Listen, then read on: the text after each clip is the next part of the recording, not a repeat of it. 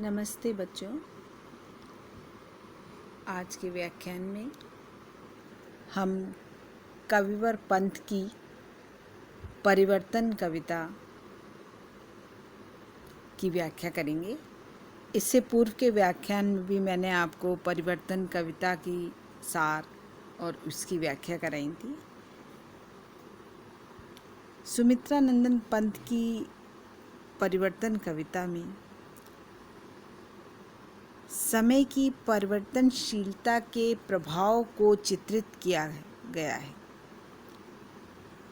जीवन में परिवर्तन आने से अनेक स्थितियाँ किस प्रकार से बदल जाती हैं, इस कविता में कवि ने इसी का चित्रण किया है।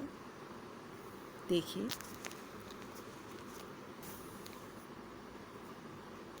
मृदुल होठों का हिमजाल हास,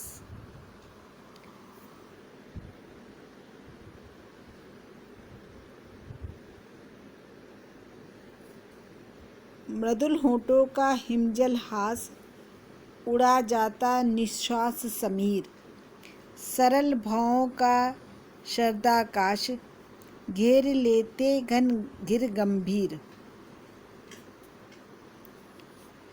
शून्य सांसों का विदुर वियोग,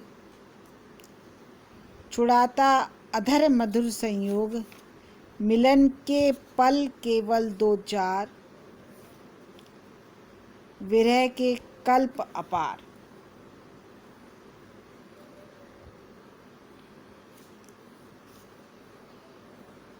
अरे ये अपलक चार नैन, आप आंसू रोते निरुपाय, उठे रोओं के आलिंगन, कसक उठते कांटों से हाय। प्रस्तुत अवतरण में कविवर सुमित्रा नंदन पंत ने समय की गतिशीलता से जीवन में एवं जगत में जो परिवर्तन हो रहा है, उसी का भावपूर्ण चित्रण इन पंक्तियों में किया है। देखिए, मृदुल होठों का हिमजल हास। कवि कहते हैं कि आज जिन होठों पर सदैव हिमजल ओस की बूंदों के समान निर्मल पवित्र हास खेलता रहता है, आज मतलब यौवनावस्था में, है ना, वृद्धावस्था के आ जाने पर उन होठों पर वह निर्मल हास्य कहीं गायब हो जाता है, कहीं खो सा जाता है, उड़ा जाता निश्वास समीर, और उसके स्थान पर दुख के कारण गहरी सांसें निकलने लगती हैं, अर्थात मनुष्य आहें भरने लगता है। सरल भावों का शरदाकाश, घेर लेते घन घिर गंभीर।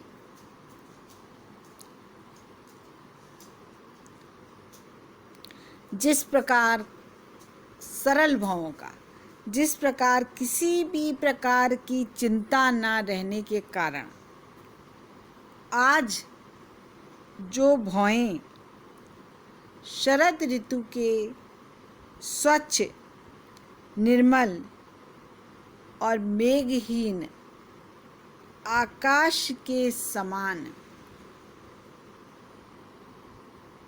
अपने सरल स्वाभाविक रूप में बनी हुई हैं, आज का तात्पर्य युवावस्था से है, और घेर लेते घन गिर गंभीर, कल वृद्धावस्था के आ जाने पर ये ही सरल भौएं चिंता के कारण सिकुड़ सी जाती हैं, अर्थात भौहों में बल पड़ने लगते हैं।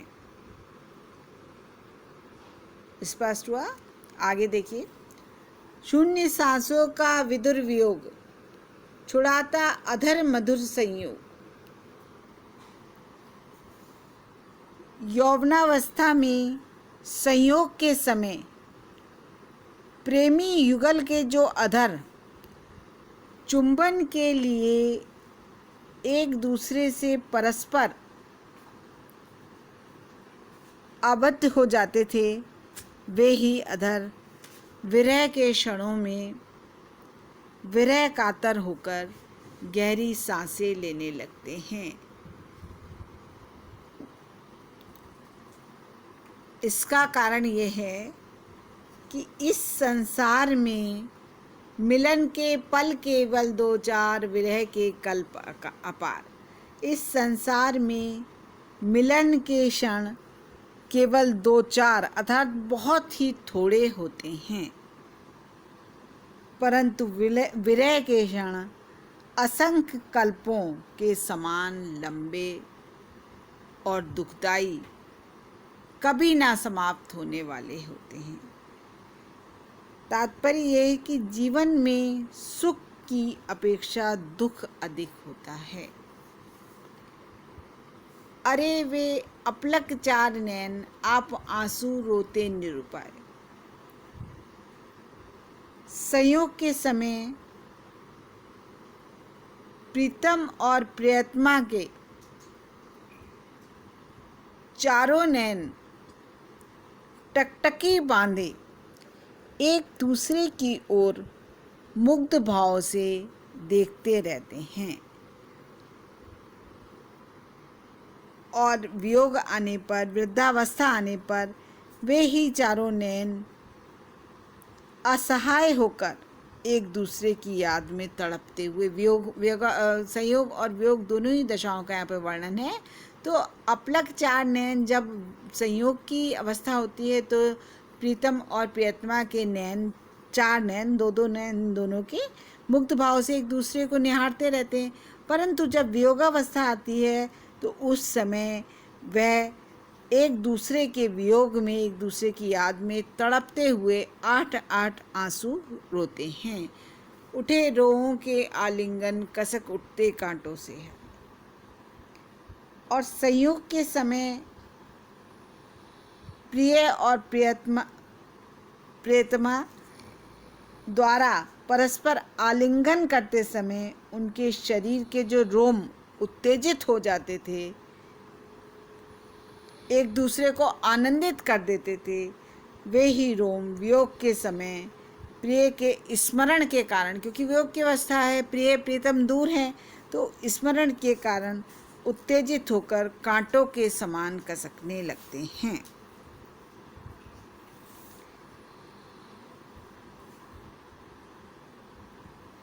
इस समय परिवर्तन देखिए, विशेष रूप में यहाँ पर क्या है कि समय परिवर्तित होते ही मनोरम पदार्थ, हार्दिक अनुभूतियाँ बदल जाती हैं। प्रकृति में भी इसी प्रकार का परिवर्तन आ जाता है। यही सांसारिक सत्य है। यहाँ पर कवि ने इसी की सशक्त व्यंजना की है, इसी को बताने का प्रयास किया है। और उपमा, अनुप्रास, रूपक आदि अलंकारों का प्रयोग हुआ है।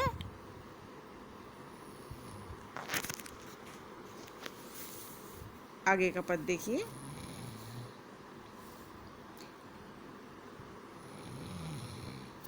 किसी को सोने के सुख साज, मिल गए यदि ऋण में कुछ आज, चुका लेता दुख कल ही ब्याज, काल को नहीं किसी की लाज, विपुल मणि रत्नों का छवि जाल, इंद्रधनु की सी छटा विशाल,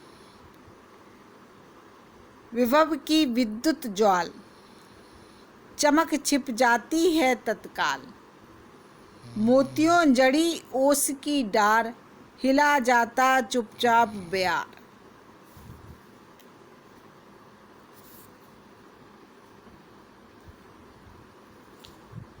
इसमें भी कवि सुमित्रा नंदन पंत ने वही समय की परिवर्तनशीलता के प्रभाव को चित्रित किया है।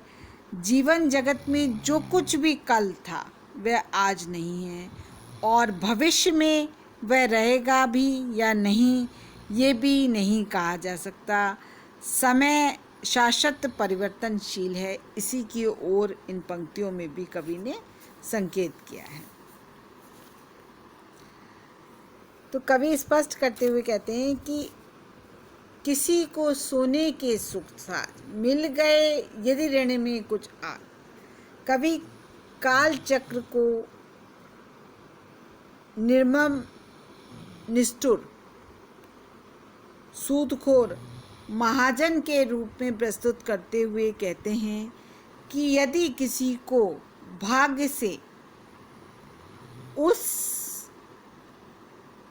काल रूपी महाजन से चैन की नींद, सोने के सुख सामान उधार मिल गए, अर्थात उसने जीवन में थोड़ा सा भी सुख भोग लिया, तो कल अर्थात कुछ समय के उपरांत ही दुख के रूप में वह महाजन सारे सुख संतोष रूपी मूलधन को ब्याज सहित वसूल कर लेता है। अर्थात मनुष्य को उन भोगे गए सुखों की तुलना में समय के साथ साथ दुखों को भी भोगना ही पड़ता है।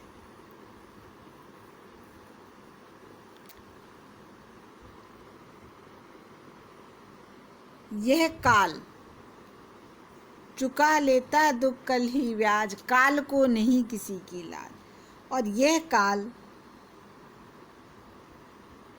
उस काल मतलब समय है ना, तो यह काल उस निर्मम महाजन के समान है जो अपना दिया हुआ उधार ब्याज सहित वसूल कर लेने में किसी भी प्रकार की लज्जा का अनुभव नहीं करता, भले ही चाहे ऋणदाता को कितना ही कष्ट क्यों ना भोगना पड़े। जिस प्रकार से महाजन किसी को यदि धन उधार देता है तो वह उसको ब्याज सहित वसूलने में किसी भी प्रकार की लज्जा का अनुभव नहीं करता, चाहे हमें उसमें कितना ही दुख भोगना पड़े। विपुल मणि रत्नों का छवि जाल, वैभव और ऐश्वर्य का असंख्य मणि रत्नों का ये सुंदर जाल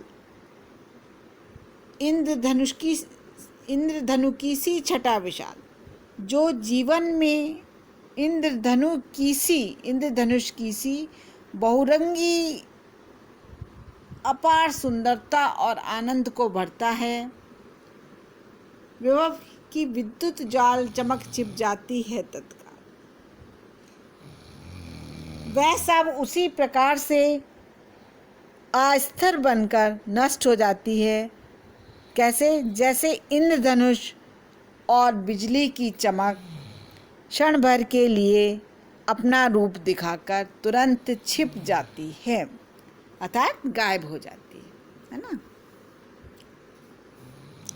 यह सब कुछ क्षण मात्र में उसी प्रकार से नष्ट हो जाता है जैसे मोतियों जैसी सुंदर ओस की बूंदें, मोतियों जड़ी ओस की डार, मोतियों जैसी सुंदर ओस की बूंदों से भरी सजी डाल को हवा चुपचाप आकर हिला जाता, चुपचाप बयार कहते हैं हवा को, हवा चुपचाप आकर हिला जाती है और ओस की बूंदें झड़ जाने के कारण वह डाल पहले की तरह ही नंगी नंगी शोभाहीन सी बन जाती है।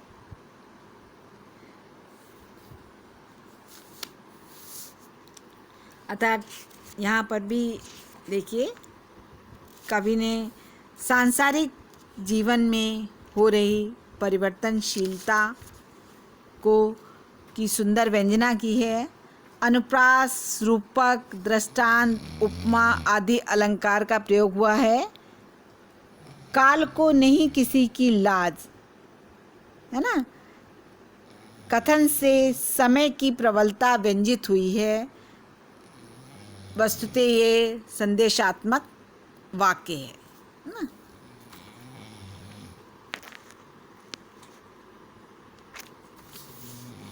खोलता, नेक्स्ट पद देखिए, खोलता इधर जन्म लोचन, मूंदती उधर मृत्यु क्षण क्षण, अभी उत्सव हो हास उल्लास, अभी अवसाद अश्रु उच्छ्वास।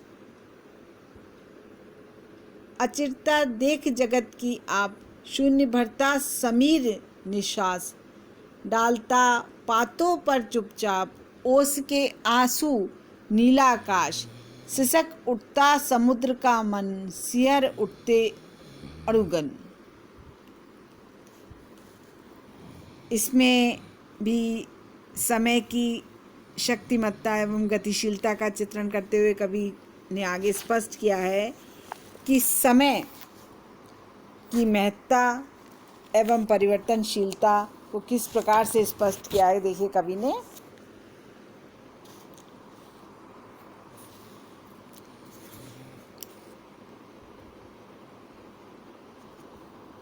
कवि जीवन और मरण के इस संसार में जन्म लेने पर प्राणी किस प्रकार से काल चक्र चलता रहता है, जीवन मरण का चक्र चलता रहता है, उसी का यहाँ पर वर्णन करा है। जीवन की नश्वरता के ऊपर प्रकाश डाला है कवि ने, काल चक्र का वर्णन करा है। जीवन और मरण के सतत चलते रहने वाले चक्र को आँखों की पलकों के निरंतर उठते गिरते रहने की प्रक्रिया के समान बताता हुआ कवि कह रहा है कि खोलता इधर जन्म लोचन, जब वह काल रूपी पुरुष अपनी पलकें खोलता है, जीवन जन्म लेता है और उसकी उन पलकों के गिरते ही मृत्यु उस जीवन को अपने भीतर समेट लेती है। मूंदती उधर मृत्यु क्षण क्षण, मनुष्य जब जन्म लेता है तो ये जो जीवन उसको मिलता है ये नाशवान है, नश्वर है, और कब मृत्यु आकर वो खुली हुई पलकें मानो मुझ जाती हैं और कब मृत्यु उसको अपने आगोश में समेट लेती है, उसी का यहाँ पर कवि ने वर्णन किया है। अभी उत्सव अर्थात जीवन मरण का चक्र निरंतर जीवन में चलता रहता है। कवि कहते हैं कि इस संसार में एक ओर तो उत्सव होता है, अर्थात जब शिशु जन्म लेता है तो इस संसार में शिशु के जन्म के साथ एक और उत्सव होता है, तो दूसरे घर में उसी समय किसी की हाय हुलास, किसी की मृत्यु हो जाती है। अभी अवसाद, तो जीवन में हास्य और उल्लास, अभी हास उल्लास, अभी अवसाद अश्रु, मतलब जीवन में हास उल्लास उत्सव आदि मनाए जा रहे होते हैं, तो दूसरे ही क्षण वह सब कुछ नष्ट होकर जीवन में दुख और गहरी सांसों से भर उठता है। जीवन का सारा हर्ष उल्लास समाप्त हो जाता है और मनुष्य दुख से व्याकुल होकर आहें भरने लगता है। अचिरता देख जगत की आप। अब आगे कवि स्पष्ट करता हुआ कहता है कि जीवन और उसके सुख आनंद की इसी क्षण भंगुरता, मतलब कुछ समय में ही नष्ट होने को देखकर मानो कवि का मन व्याकुल हो जाता है।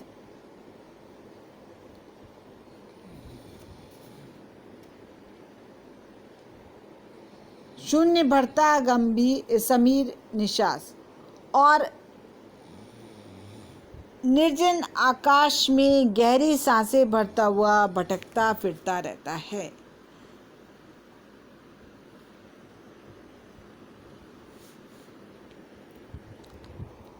आगे देखिए, डालता पातों पर चुपचाप, और मानो इसी विनाशकारी दृश्य को देखकर नीला आकाश शून्य भरता समीर निशास, नीला आकाश दुखी होकर, करुणा से द्रवित होकर वृक्ष लताओं के पत्तों पर ओस की बूंदों रूपी आंसू ढुलकाता रहता है। डालता पत्तों पर चुपचाप ओस के आंसू नीला आकाश चुपचाप पत्तों के ऊपर ओस रूपी आंसुओं को ढुलकाता रहता है।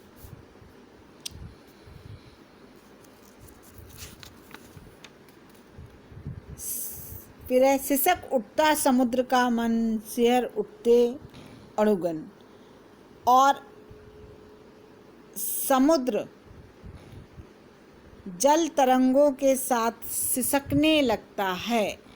सिसक उठता समुद्र का मन, और नभ के नक्षत्र तारे सभी, अणुगन कहते हैं तारे, नक्षत्र तारे सभी सिहर उठते हैं,